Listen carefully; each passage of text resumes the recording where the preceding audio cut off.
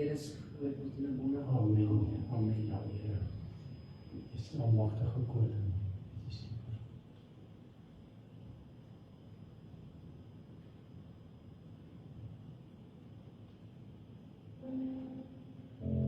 Kom ons raak net so stil vir die Here. Gee hulle net kans agter dat hulle gereed maak daar. Kom ons raak net stil vir die Here. Dankie Here. Dis almagtige koning. U is die wonderbare Raadser. U is die sterke God, U is die ewige Vader, U is die vredevors. U is die groot ek is. U is wonderbaar en U is verheerlik. Ja Here, sonder U is daar niks. Maar saam met die Here staan ons op hoë mure. Ons loop op bendes door. Dit is so Here, dat U en U alleen die heerlikheid mag kry, Here. Selfs in die oggend, Here, is U altyd daar. En U is die groot ek is.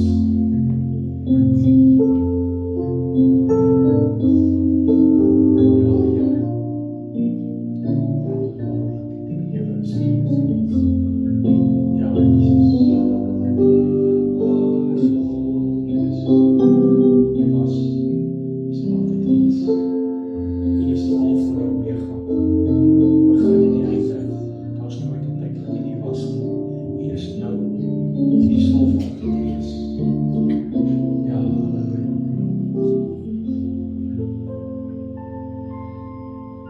Hartlik goeiemôre aan u.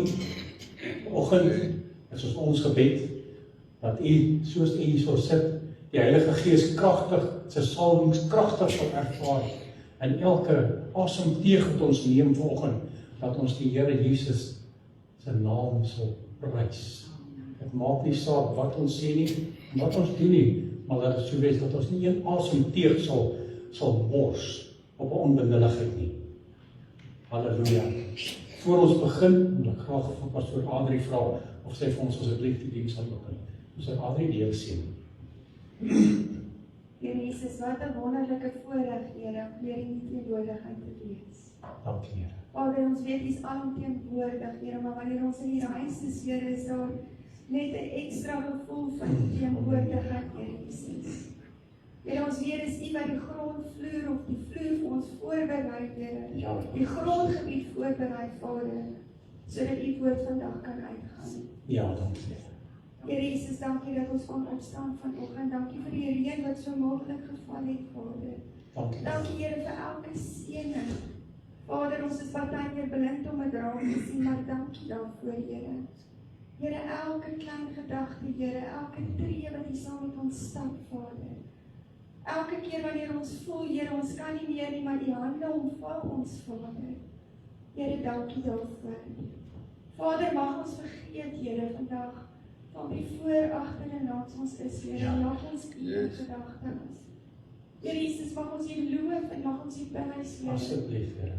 En Here, ons weet dit maak nie saak, Here, hoe ons sing of hoe ons U loof en prys, en Here, dit gaan soos wierook, goue wierookoffers, soos dit al reek na U toe op, Vader.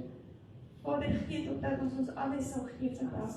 Ja, Here. Here, so wil ek ook vir Pastor Dries aan die opdra vandag met die woord te doen, Here. Dankie, Here. Here, dankie dat U in die week saam met hom was met die voorbereiding van hierdie woord. Ja. Here, dankie dat hierdie woord sal uitgaan vandag, Here, ten spyte van wat die vyand mag doen vandag, Here Jesus. Weet ons U is in beheer en U sit nog steeds op hierdie troon. Ja, Here. Vader, baie dankie vir die woord wat gaan uitgaan. Here, ons vra dat U die naprediker van hierdie woord sal wees, Here Amen, Jesus. Here. Here, ek vra ook, Here, dat U vandag ons geestesoë en ore sal oopbou, Here, dat ons ontvanklik sal wees vir hierdie woord wat moet uitgaan, Vader. Amen. Here, gee tot dat ons sal ontvang vandag, Here Jesus. En dit wat ons ontvang, Here, dat ons dit sal uitdra na buite. Ja. Here, dat wanneer mense ons sien, Here, in hierdie week wat voorlê, dat hulle U sal sien. En dat hulle die begeerte sal ontwikkel, Here, om dit ook te wil hê. Vader, ons loof U, ons prys en ons dankie, Here, dat ons vandag hierdie woord mag hoor. En dankie, Here, dat ons in die bevoorregte posisie is vandag, Here, om U te kan loof en prys. Dankie, God. Ons dankie, ons loof en ons prys U, Vader. En ons bid dit in die kosbare naam van Jesus. Amen. En amen. Baie dankie, pastoor Adrie. Kom ons staan en dan maak ons die naam van die Here groot vir die volgende lofliedere. Baie dankie.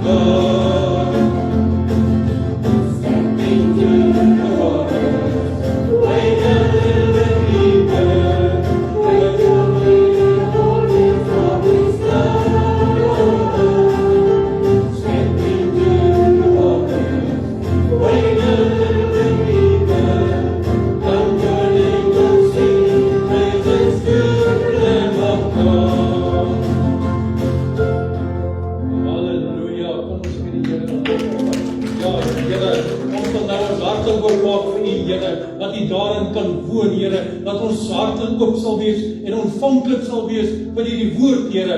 Ja, Here. Here, ek vra Here dat U elke gedagte sal punt tot gehoorsaamheid in die woord, Here. Halleluja, prys U naam, Koning. Ja, Here, ons maak in ons harte oop. Ja, halleluja. Dankie, Here Jesus. Dankie, Jesus. Halleluja.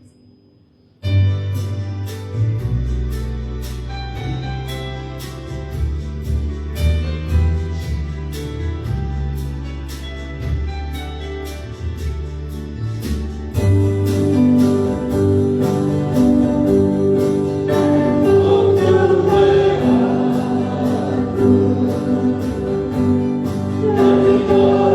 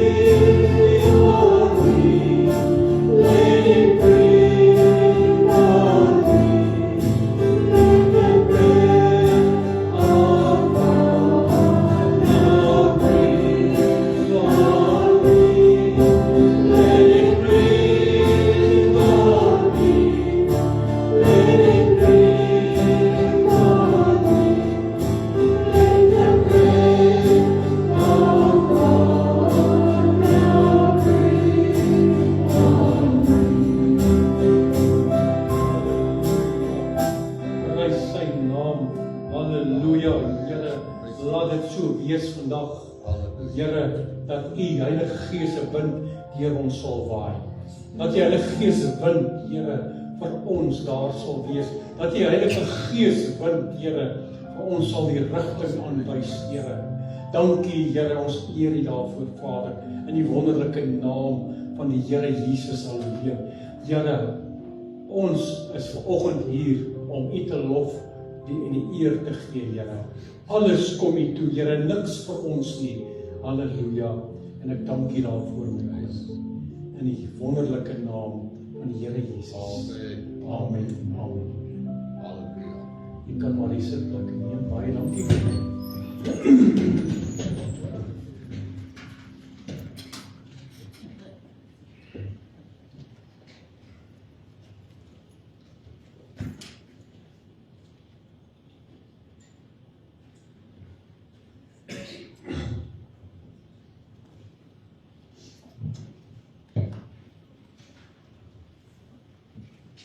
Baie dankie aan ons musikante.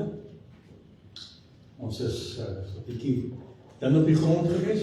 Baie dankie julle dat julle uiters goed van julle dag. Baie dankie. Geliefdes van die Here, vanoggend, soos jy kan sien op die bord, is die tema eer plus plus. Skus tog.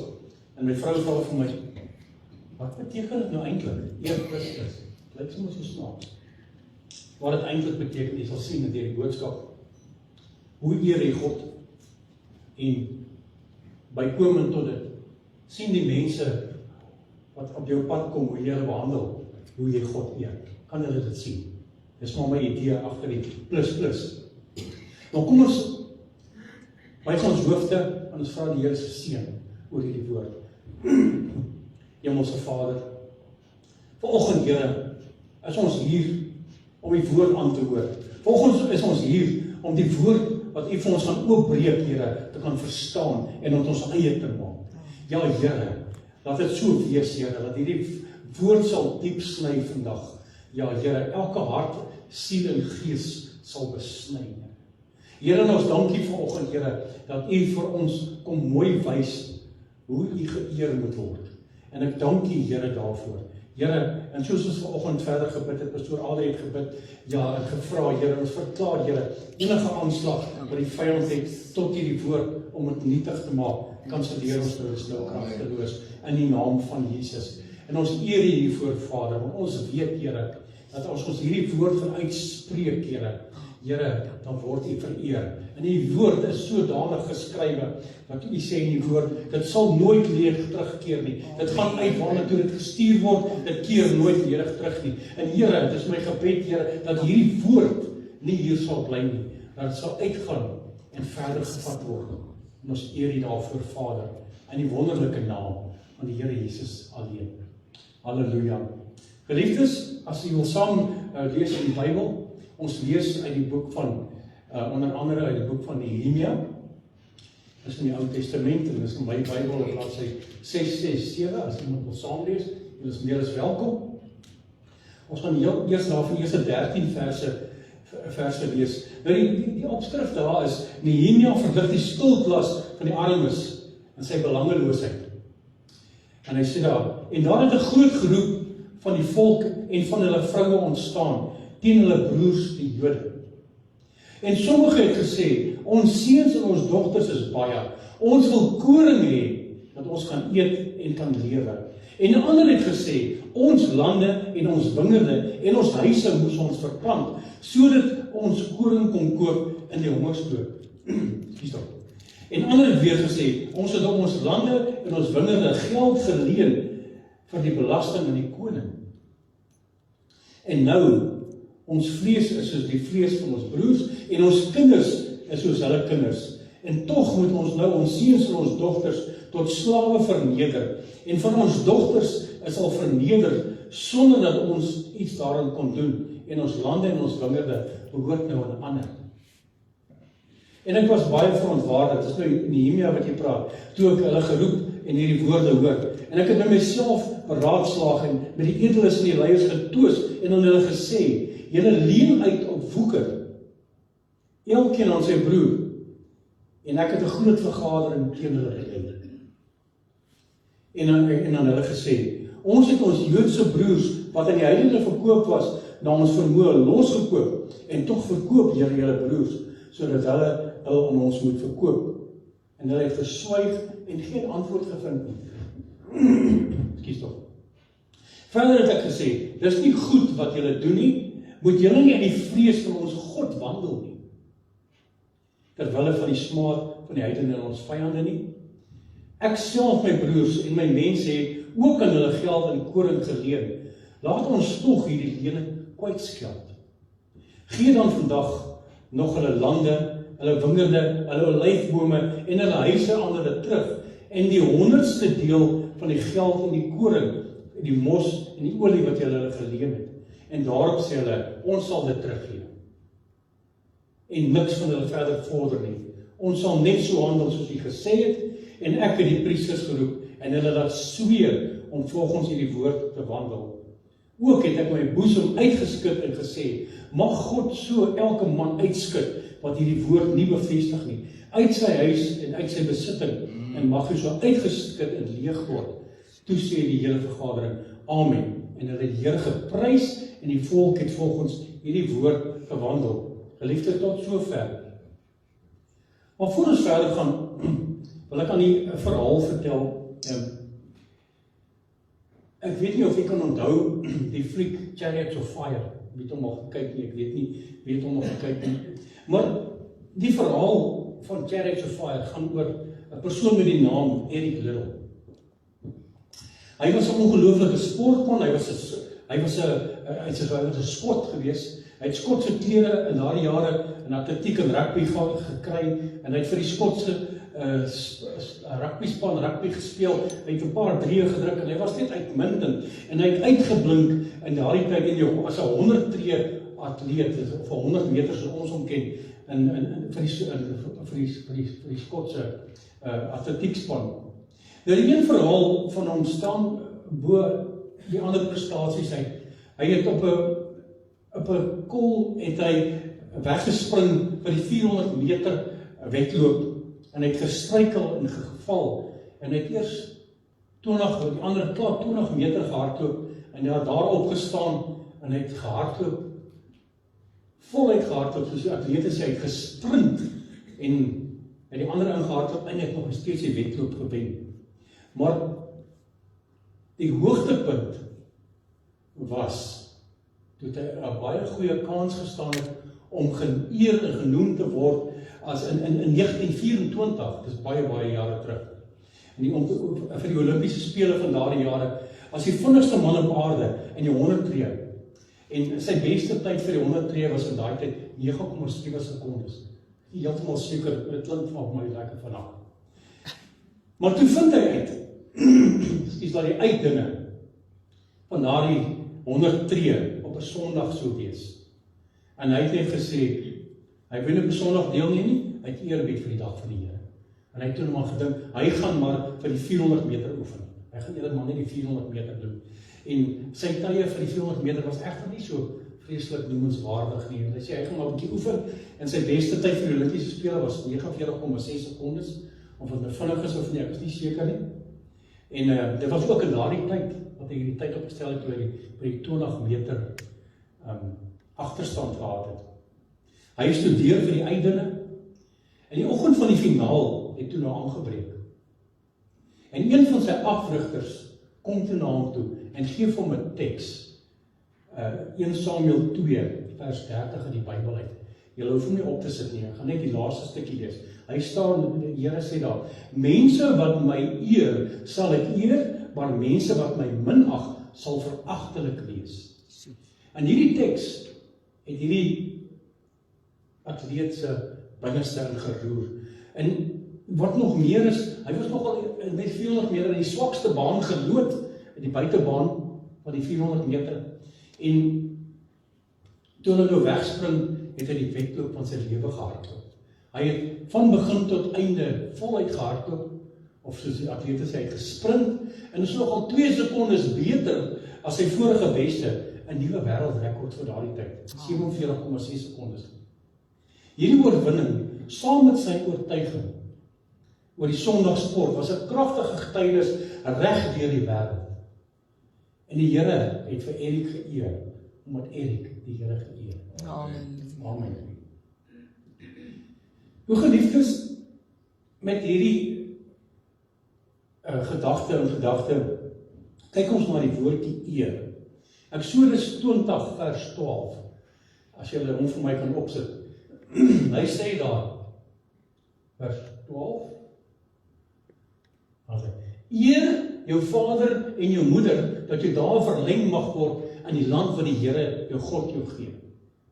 Nou wat sê God, hierdie is die enigste gebod van die 10 gebooie waaraan 'n belofte hang. Amen. Eer jou vader en moeder, dan sal jy daar verleng mag word. Dis eer. Dan gaan ons oor, net om vir julle 'n bietjie konteks te gee, Psalm 8, vers 5, daarvan na vers 5 en 6. Hy sê daar, wat is die mens, dat u aan hom dink, en mensekind, dat u hom besoek?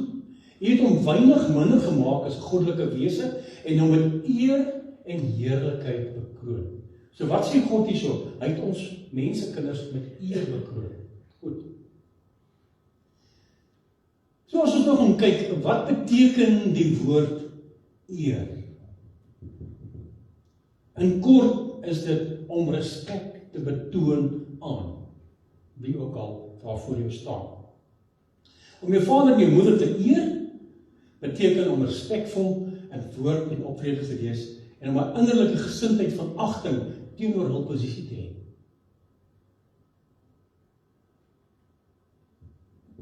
Die Griekse woord vir eer beteken om te eerbiedig, agting te openbaar en te waardeer.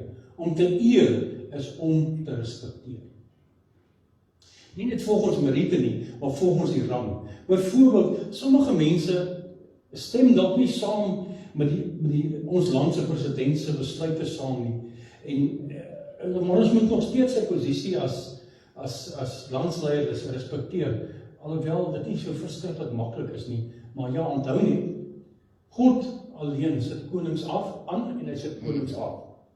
As die president van die land dink hy is aangestem deur die mense, dis maar net 'n aardse kontrole. God het besluit om voor die voorlegging van die aarde, dat hy die president van die land sal wees in hierdie tyd. As ou so daaraan dink. Op dieselfde wyse moet kinders van alle ouderdomme hulle ouers eer, ongeag van die feit of hulle ouers eer verdien of nie. So ons eer nie ons ouers op meriete nie. Ons eer ons ouers ongeag. Amen. Amen. Amen. So eerbetoning lei tot verdere eerbetoning. God sal nie diegene eer wat net sy opdrag gehoorsaam nie. Hy's duidelik in sy woord daaroor. As ons begeer om God se hart bly te maak en om geseën te word, moet ons ouers eer.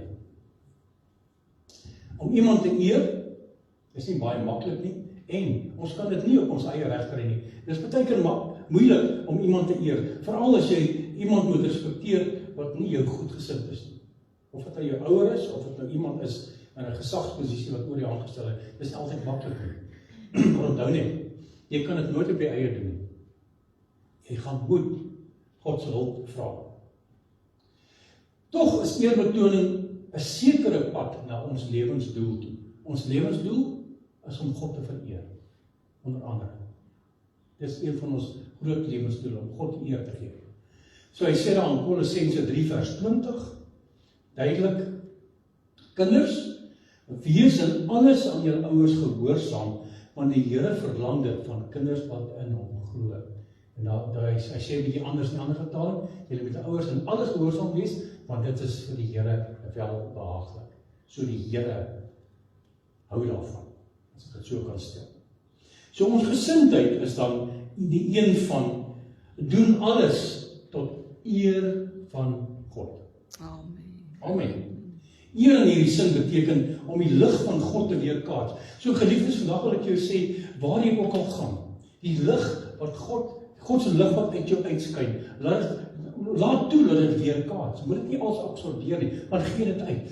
Dat die lig wat God in jou deur jou laat skyn, dat dit op ander ook skyn. Doen dit bietjie, dan sal jy sien hoe wat se verandering bring dit teweeg? Beteken alles wat ons doen moet na God wys. Ons moet 'n lewende getuie wees van dit wat God in ons lewe doen en van sy heerlikheid. Die dade van ons eerbied vir God getuig is wanneer ons nie ons eie belang soek nie, maar belange van ander eers stel. Maar dit is nie net om ander mense goed te laat voel nie. Dit is belangrik hierdie. Dit sou 'n leuen wees as ons mense eer betoon, net om hulle goed te laat voel. Die eintlike punt daar is sodat hulle gered kan word. Sodat hulle kan sien hoe tree 'n kind van God op, sodat hulle ook hulle lewe kan verander, dat hulle gered kan word, as hulle ongelowiges is. Dit behoort ons dryfkrag te wees. As ons dink aan eer. Dis ons motivering, hulle redding. Dit moet ons motiveer, sodat ons optrede sal lei tot hulle redding. Die Here Jesus het baie dinge gedoen, sodat sy Vader se naam geëer kan word. Ek dink onwillekeurig aan Lazarus in die graf, wat 4 dae dood was, het al begin ruik. En Jesus kon hom eintlik opgewek het, en net te spreek, al was hy nie eers daar nie. Maar hy het doelbewus 4 dae gewag. Hoekom? Sodat God die eer kan kry. En sodat mense kan sien wat hier gebeur. Dis doelbewus wat hy gedoen het. So, daarom kan Paulus 'n oproep maak vandag. Hy sê, volg my voorbeeld. Jy kan in die huis gaan lees, 1 Korintiërs 10 en 1 Korintiërs 11, jy kan dit op die eie gaan lees, by die huis, en lees dit maar 'n bietjie, kyk wat Paulus daar so sê, dat ons sy voorbeeld moet volg, hoe om Jesus te volg, hoe om volgelinge van Jesus te wees. Ek gaan dit nie nou lees nie, ek gaan lees het, maak 'n nota eers. So, maar dalk voel jy dalk vandag, ja maar ek het nie 'n Paulus in my lewe nie. Dan kan ek jy vra, met reg, ken jy dan vir Jesus? As jy sê, maar ek het nie 'n Paulus, jy ken jy vir Jesus. So, maar die gesindheid van Jesus, in sy hele tyd op aarde, was 'n gesindheid van diensbaarheid. Hy het nooit iemand weggewys nie, hy het net vir mense gebid, hy het gesond gemaak, hy het hulle kos gegee, hy het hulle bemoedig, hy was oral oor, was hy diensbaar. Dit is die gesindheid wat Jesus getoon het op aarde. Hy het op niemand geskree en gegil nie, self nie eers op die demone nie. Hy het op niemand gegil en geskree nie, hy het hulle met autoriteit bestraf. Hy het die belange van ander en God se eer op die hart gedra, sodat mense gered kan word. Dit was sy hoofdoel, sodat mense gered kan word. Sodat mense hulle harte vir die Here kan gee, vir hom kan keer, dat hulle hom kan volg. Goed, kom ons by 'n volgende punt. Eerbied, die woordjie eerbied. Dit beteken 'n groot respek, eer en ontzag. Hebreërs 12, van vers 28. Hy sê, daarom, omdat ons 'n onwankelbare koninkryk ontvang, laat ons dankbaar wees en God welbehaaglik dien met eerbied en vrees. Vers 29, want ons God is 'n verterende vuur. En hy is duidelik hierso, as jy hom nie eer nie, is hy 'n verterende vuur. Hy sal sy toorn oor jou teenoor jou laat ontstaan, as jy hom nie eer nie.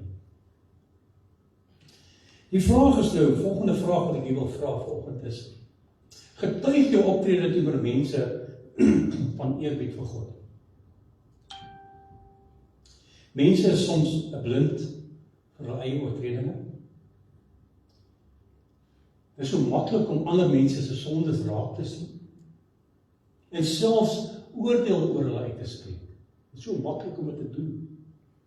Maar dit is asof jy skille oor die oë het wanneer jy na jou eie sondes kyk.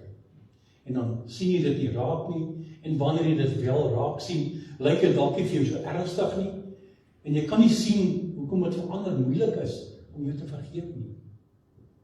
Maar as ons 'n paar keer teruggaan, dan kom jy agter, maar ja, ons sien so maklik alle mense se sondes raak, en ons oordeel hulle. So die agtergrond wat ek hier wil skets van Nehemia 5, wat Nehemia hiervan praat, hierdie volk was in ballingskap weggevoer, as gevolg van hulle sonde. Die Here werk hier met Nehemia, die tempel en die stadsmure moes herbou word, die volk werk onder groot druk en swaar kry aan hierdie mure. Hulle werk bidend, trofval in die een hand en swaard in die ander hand. En wanneer 'n kerk 'n ware kerk is daar altyd aanvalle. En ek quoteer hier vir Pastor Kiwi, wat gereeld vir ons sê, daar kan nooit oorwinning wees as daar nie geveg is. Nooit ooit nie. As daar nie geveg is nie, kan daar nooit oorwinning wees nie. So, die aanvalle kan op die kerk kan van buite af wees, die vyande van God, vyande van die volk, daar van daai tyd, of het kan van binne af wees. Die volk van God is blind vir hulle eie sonde. Ekskuus tog.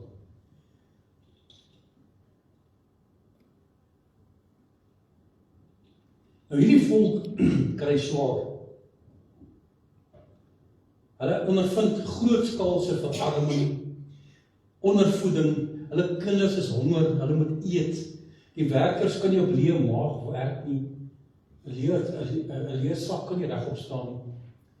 Reeds is hulle lande en hulle huise is verpand. Hulle het alles verloor en hulle kan dit terugkoop. Want hulle moes hulle skuld betaal, hulle kinders moes eet en alles. Ek dink ons sal dalk dieselfde doen as ons iets moet verkoop omdat ons kinders moet eet. Ons sal dieselfde doen. So, hoe het dit dan nou plaasgevind? Hoe het hierdie dat hulle alles verloor het plaasgevind? Daar's hongersnood in die land gewees, dan moes belasting in die owerheid betaal word. Eet moes hulle eet. So hulle moes iets doen. So, nou, en hier kan ons nou sien, die welvarende Jode het hier hulle armer volksgenote uitgebuit. Die rente wat hulle moes terugbetaal was onmenslik hoog. Niemand kon dit bekostig nie. Die armes se huise en grond is verpand. En wanneer hulle nie hulle belasting of skuld kon betaal nie, in daardie tyd het die wet bepaal dat die kinders as slawe kon werk totdat die skuld afbetaal is. En ons lees dit duidelik hierso. En hy sê daarso in vers 5 dat selfs die dogters al verneder sonder dat ons daaraan iets kon doen. Ons kan maar net dink wat gebeur het. En wanneer hulle so as hulle nie hulle skuld kon betaal nie, het hulle die wet toegepas tot op die letter toe. En sonder liefde en nie, hulle het nie 'n poging aangewend om die armes te help om uit hulle skuld te kom nie. Alhoewel die Hebreëse woord vir leuen, en ek hoop ek spreek dit nou reg uit, leviot.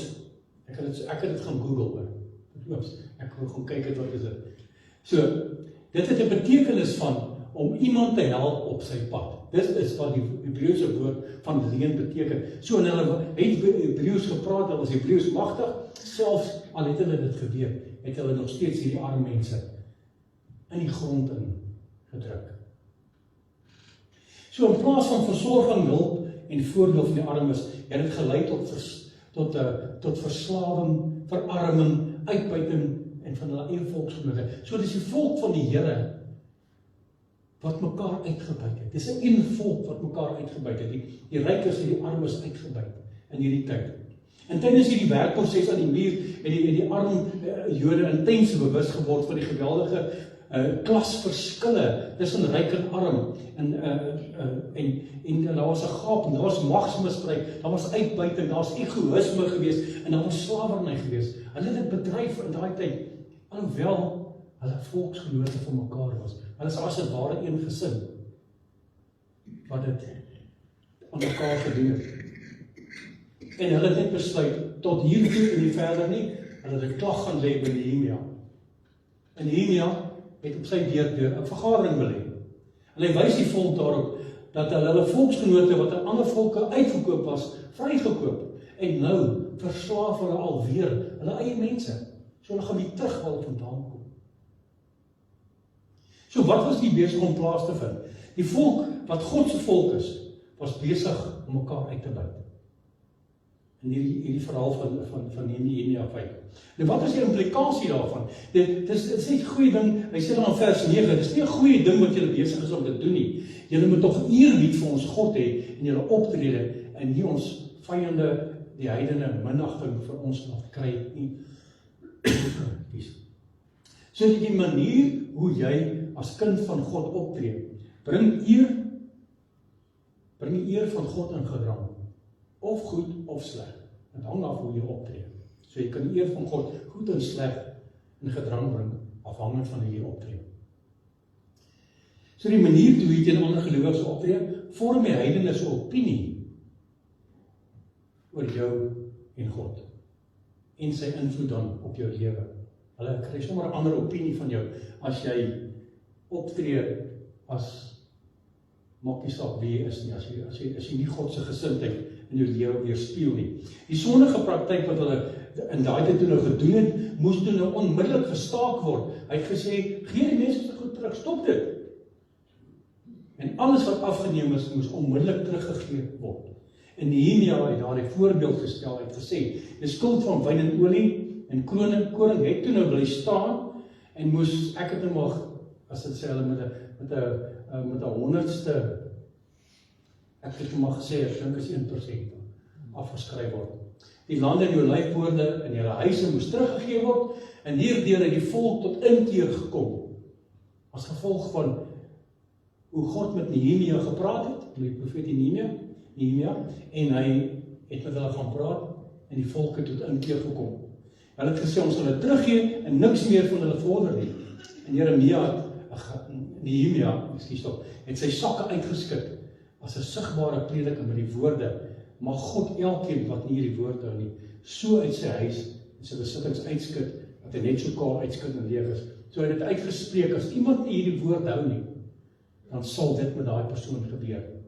En ek dink, niemand wou nie, want die volk het amen daarop geantwoord, en hulle het dit so gedoen. So die vraag is, wat leer ons dan nou uit hierdie gedeelte? Die vraag is hier, ons leer, wie is die volk van God? Ons leer wie is hulle? Hoe moet die volk van God, die kerk van die Here teenoor mekaar optree? Hoe moet ons dit doen? En wat verwag God van my en jou? Die antwoorde op die vraag is, die volk van God was Israel. Dis dit vandag nog staan. Elkeen, en wat belangrik is, wat ons moet onthou, elkeen van ons, wat Jesus Christus as redder en saligmaker glo, is ook deel van God se volk. Onthou dit vandag. Alhoewel Israel is, en ons is ons, maar omdat ons ook God, Jesus aangeneem het as ons persoonlike verlos en saligmaker, is ons ook nou deel van daai. Want ons is die wille olyfboom wat ingeënt is in die makolyfboom. Goed. Die vraag is, hoe moet ons as gelowiges in 2026, hierdie jaar, teenoor mekaar optree? En Jesus gee die duidelike opdrag in Johannes 13, vanaf vers 34, en ons my kan opsit.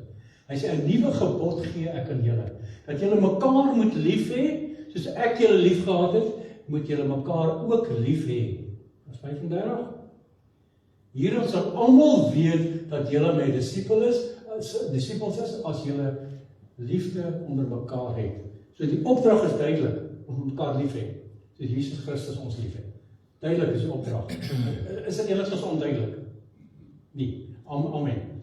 So liefde moet as het ware die merkteken wees, waarin kinders van God, disippels van Jesus Christus, uitgeken word. So liefde moet ons merkteken wees. Dit moet ons kenmerk wees. Waar liefde tussen gelowiges heers, kan die ongelowige, wat met die ongelowiges te doen het, respek en eerbied vir God kan hê. Hulle kan met ander woorde tot inkeer kom, as hulle sien hoe ons teenoor mekaar optree. En ek het al gehoor, by geleentheid, van selfs moslim, wat so tot inkeer gekom het, omdat hulle die liefde sien, wat kinders van die Here vir mekaar het. Het ek al van getuienisse gehoor van, dis hoekom hierdie ou tot inkeer gekom het, as gevolg van hoe ons die liefde teenoor mekaar openbaar. Maar waar daar geliefde tussen gelowiges ontbreek, word God oneer aangedoen. En sy vyande kry aanleiding om hom te laster, as ons nie lief is vir mekaar nie. dan word God gelas aan die einde van die dag. Kom ons praat 'n bietjie oor kom ons noem dit nou maar, die blinde sondes van ons tyd. Hoe verwag God moet ons optree teenoor mekaar? Waarvan nou in liefde? Kom ons gaan so 'n bietjie terug. Hoe gaan dit met die mense wat dalk vir jou werk, as jy 'n besigheidsman is? Hoe gaan dit met die mense oor wie jy aangestel is by jou werkplek? Hoe gaan dit met die mense wat dalk vir jou kom werk iewers, as jy enigiets, iemand inhuur? Hoe gaan dit met daai mense? Hoe behandel jy hulle? Hoe word hulle besoldig? Kry hulle dan die regte hoeveelheid geld vir die werk wat hulle doen? Hou jy dalk van die geld terug vir 'n onbenulligheid? Doen jy dit dalk? So hoe tree jy op teenoor jou medegelowiges wat nie in dieselfde sosiale of maatskaplike klas of dieselfde assosiasie wat jy het? Hoe tree jy teenoor op? Hoe tree jy op teen diegene wat nie dieselfde ras as jy is? Hoe tree jy teenoor hulle op? Kan mense sien wat jou dalk nie ken nie? Kan mense sien dat jy nog steeds 'n kind van God is, ongeag van die mense met wie jy te doen het? Kan die mense sien dat jy nog steeds 'n kind van God is?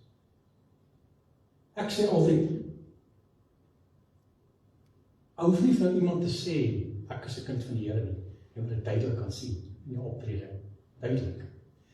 So, kan buitestanders dan, as ek dit so kan stel, jou eerbied vir God raak sien, op die manier waarop jy teen medegelowiges of ongelowiges optree? Kan mense dit sien?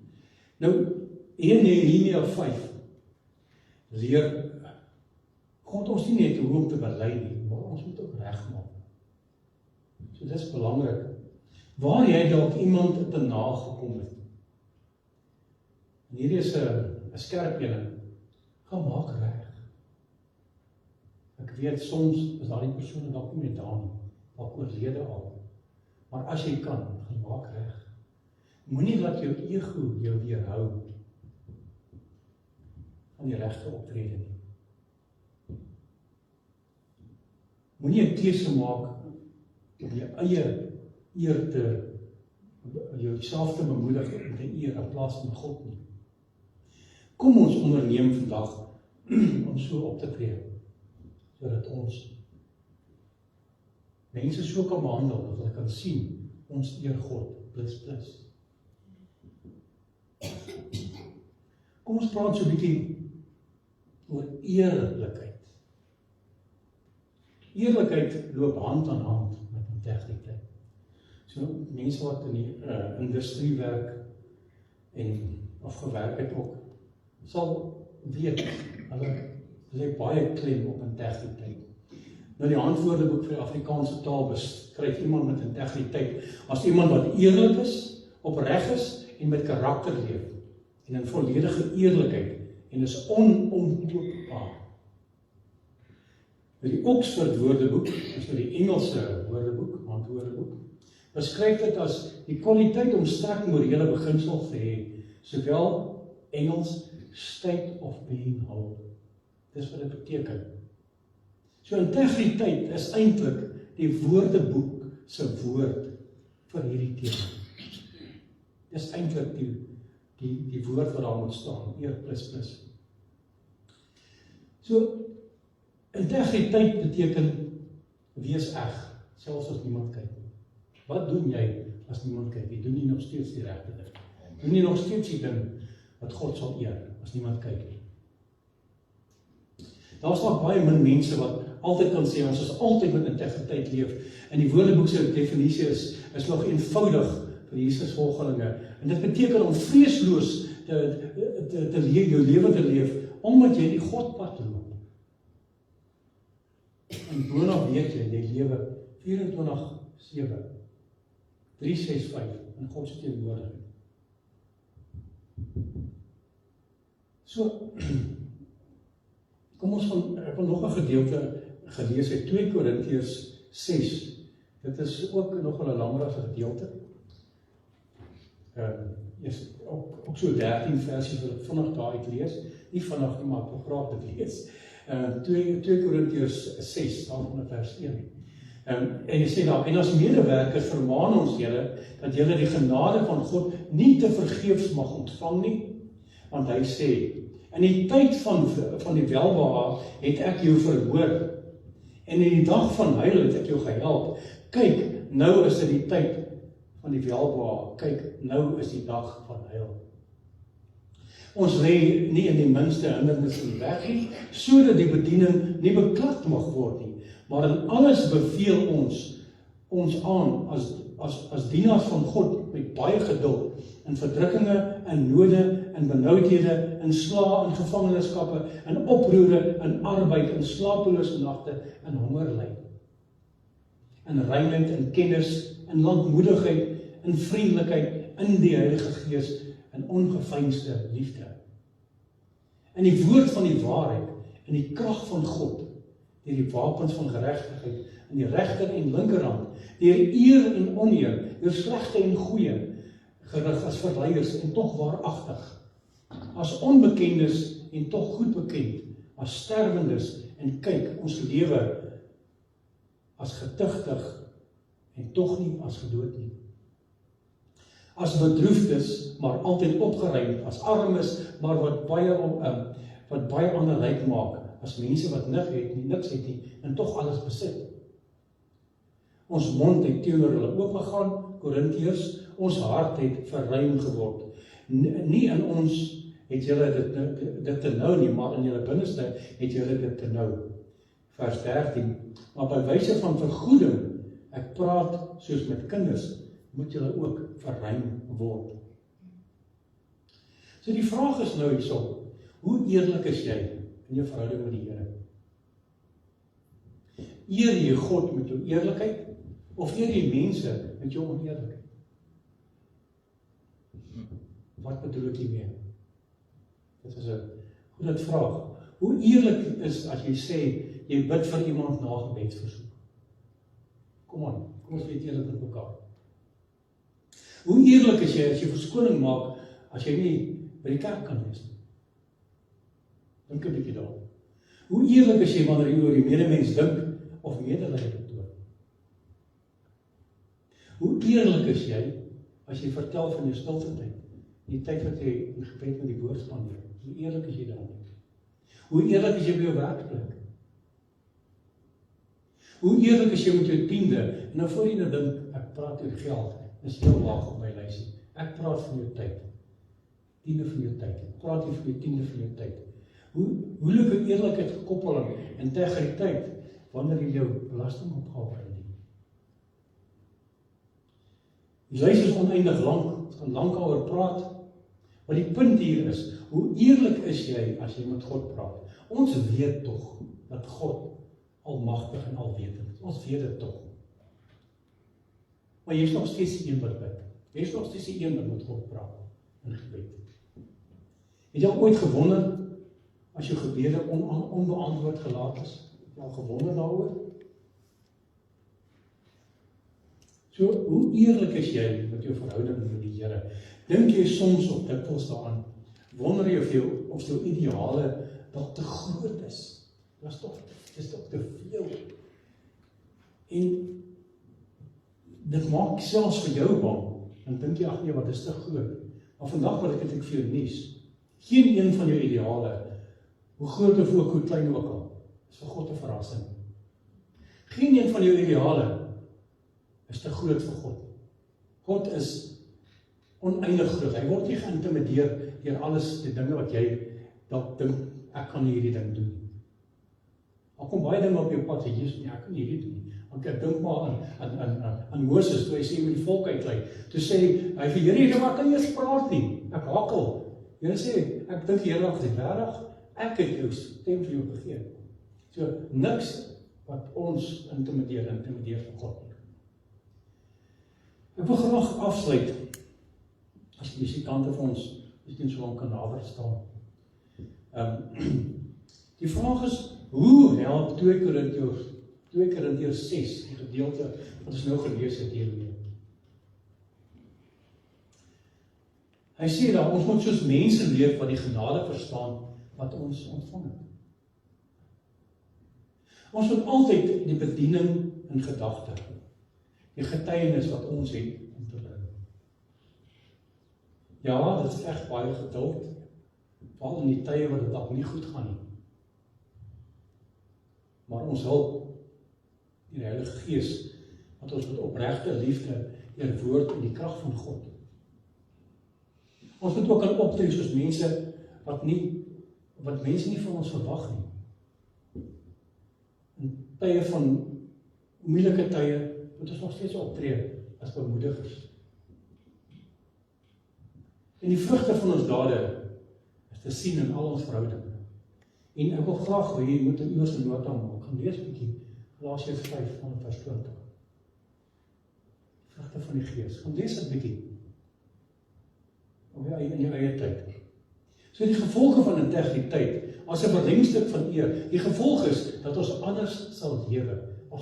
As ons weet hoe moet ons eer betoon, dan is die gevolg dat ons anders lewe. Ons kan nie meer leef om ander mense te beïndruk nie. Nee, ons moet daarmee stop.